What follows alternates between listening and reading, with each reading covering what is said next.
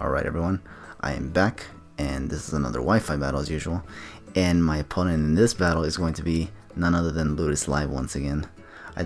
This is going to be an OU battle, and I'm going to actually alter my team a little bit. I think this time I add Salamence and Nihiligo, and what's it called, Skarmory to the team, so I want to see how I do with this combination of mons. So he's gonna lead off with, or actually I think I lead off with something. No, he leads off with Landorus T. And he's gonna, or I'm gonna lead off with Tapu Lele. Cause yeah, I figured it was the best switching, cause this Tapu Lele is choice spec, so if he leads wrong, you can just definitely get, he will have no switch-ins basically. Cause my Psyshock will do a lot with choice specs and in the psychic terrain. And what do I do here? I go for Psyshock and boom! This Landorus T goes down in one hit, which is like, what the fuck? That's crazy. It does a lot. But it was probably not a defensive Landorus T either, because if it was, then it would have been able to take the hit from what I've witnessed in the past. He's going to go into Mawile, which I'm pretty sure is the Mega, and I'm just going to switch in Skarmory. I know these things can carry Thunder Punch, but I'm just like, you know what, I don't care. I want to go into Skarmory anyways. On the off chance to go for something else. Interestingly enough, that Landorus T was not Choice Scarf either, but yeah. Here he's gonna go for Play Rough, and it does quite an amount, and it's because of a crit, and I'm like, okay, that's fine, because I can still roost this stuff, and you're gonna be taking Rocky Helmet damage in the process, so I figured, okay. Here I think I get my rocks up, and he's gonna go into Entei, as he switches out, basically. Because he knows that I can just stall him out with the Rocky Helmet. So what I'm gonna do here is now switch out, because I don't want to lose Skarmory yet. And I think here is actually where I make the dicey play and actually go into Nihiligo. Yeah. I was hoping I'd be able to take a Sacred Fire. And that he wouldn't go for Stone Edge. Because I think Stone Edge would actually probably KO me. I don't know. Not really sure. Just because Nihiligo has very, very poor defenses. But yeah. Here he's definitely going to switch out because the Power Gem can very well be obvious. And he's going to go into Jet, which is his Latias, which is, fun fact, the same Latias that he used back in Generation 6. It's even named Jet, just like the one from Generation 6. But yeah, here I go for Power Gem, like I'm pretty sure he predicted. And here, I definitely don't want to stay in on this because the Psychic terrain is up, and obviously I don't want to lose Nihiligo yet, because this thing is not going to be able to KO it with Power Gem. So I switch into Decidueye here, and I think here he goes for Defog just to get rid of the rocks, and I'm like, okay, that's pretty good. He definitely anticipated me to switch out, so I was like, okay, that is fine, because now I can actually here what I do is actually I do something kind of interesting. I bluff that I have Spirit Shackle in this thing, and I'm pretty convinced that's why he switches out here. And he's gonna go into the God, and here I'm just gonna go for Baton Pass because I don't really have much for Tapu Bulu, so I'm gonna just Baton Pass right here. Which I think this was the last battle where I actually got to use Baton Pass, because I think it was this day. This was like the last day that Baton Pass was allowed. I think the day that followed was when it got banned. So this was the last time I'd be using Baton Pass. So yeah, I switch in Tapu Lele here on the Baton Pass and switch out again. I wanted to see if this thing would be Choice Scarfed, because I went for Horn Leech. Or I wanted to see what he'd go for. He goes for Horn Leech. And in here I wanted to see if he was choiced and would he be locked into Horn Leech. And I think here I go for a Roost. And he goes for a Z Fighting here. Or a Fightinium Z basically. And he's gonna, yeah. I'm guessing the move that comes with this Z move is Superpower, which means it's gonna do quite an amount of damage. But because it's not Stab, I don't think it's gonna KO either. And I think me anticipating some kind of hard-hitting move, I think here I just go for the Roost with Skarmory. As you can see, I do narrowly survive. Oh, and I go for Stealth Rocks then. Never mind. I actually don't go for Roost, because I definitely wanted the rocks up, and I didn't expect Z move. Okay. Then I'm going to switch out as well, and I'm going to go back into Decidueye, because I am immune to Superpower. and I can resist Horn Leech now that the grassy terrain is gone. And knowing this, he's definitely gonna switch out, and knowing that he's gonna switch out, I'm definitely gonna go for Baton Pass here again, so that I can get an ideal matchup basically.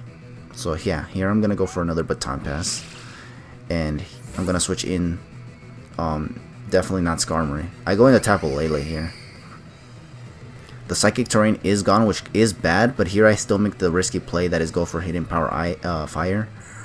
Despite this thing possibly carrying Sucker Punch, because I don't think it's going to KO first of all.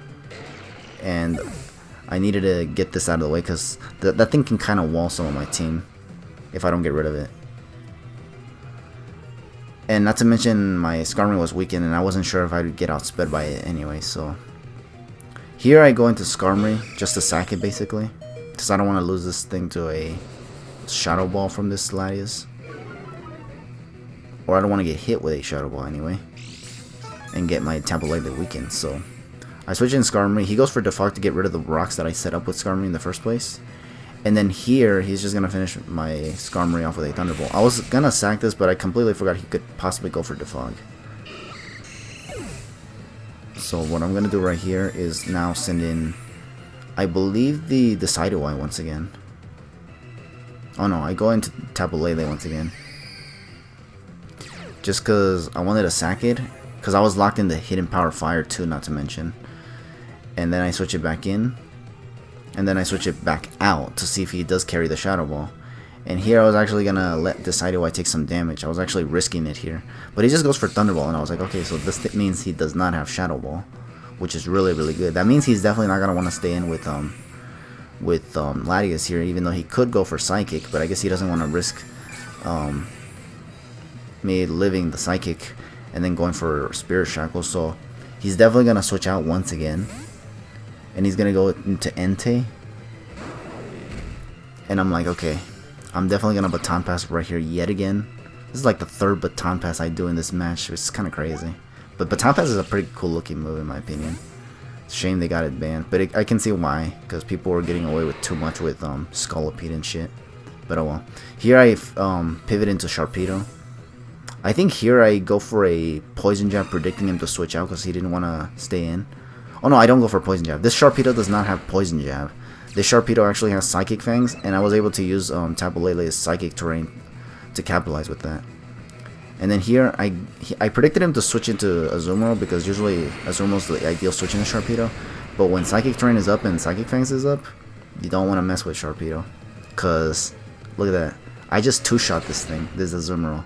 How often do you see that happening? A Sharpedo taking out an Azumarill, considering the defensive typing that Azumarill has, with that the offensive prowess basically that it carries. It's crazy. But now he's going to send in the god that is Bulu. And freaking go for a Horn Leech as I go for a Psychic Fight just to weaken it. Because like I said, I don't carry Poison Jab on the Sharpedo. I usually change my coverage move for Sharpedo depending on who I'm facing usually. Because I usually try to get what their tendencies are and whatnot. Or sometimes I just YOLO it and just go for whatever I think is ideal, considering the environment basically. But yeah, here I lose Sharpedo, and here I go into Salamence, and I get the Intimidate off. Not that it matters, because he's definitely going to switch out here. And here I'm going to definitely go for the Flying EMZ. I wanted to go for Dragon Dance, but I don't know. I guess I didn't really feel like it. So here I just go for Flying EMZ. And here this Salamence is going to probably destroy this Latias. Which is actually good, because this Latias has been switching in on everything that I have with impunity. It's kind of annoying, so thankfully I do go for the Supersonic Sky Strike here with Salamence, and I take out this Jet, which is the Latias, and down it goes. Now here he goes into Entei, and here I don't know if it's a misplay. Probably it was a misplay, because what I do here is actually go for the Earthquake, because I figured, you know what, this should do a lot of damage to Entei. And then when I see the damage on this Entei, I was like, what the fluffernutter? Is this thing defense invested? But then I realized, wait a minute, no, it's the grassy terrain that weakens the ground type moves, and I was like, oh shit, I didn't realize that. I realized it now, but like I didn't realize it then, basically. And here he goes for Sacred Fire and gets the burn on my Salamence, which makes things even worse, which now discourages me from going for Earthquake any further. And what I do here is now just go for Fly. He actually surprisingly switches out. I thought he was going to just try to finish me off with a Stone Edge, because he could have. Because my Salamence was definitely going to be able to not take it out with a Earthquake. I do go for Fly, which also I don't think it would have been able to take out the Entei. He switches into Bulu again, and here I'm just going to go for a Fly and see how much it does. And it does quite an amount of damage, and it's mostly because of that damn crit that he got. Here he goes for Stone Edge, and then he misses, and I'm like, okay, I don't really care.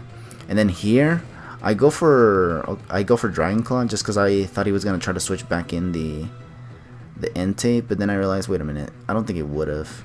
But either way, I go for Dragon Claw anyways, because I thought he would just switch out, and I would have liked to have finished the Entei.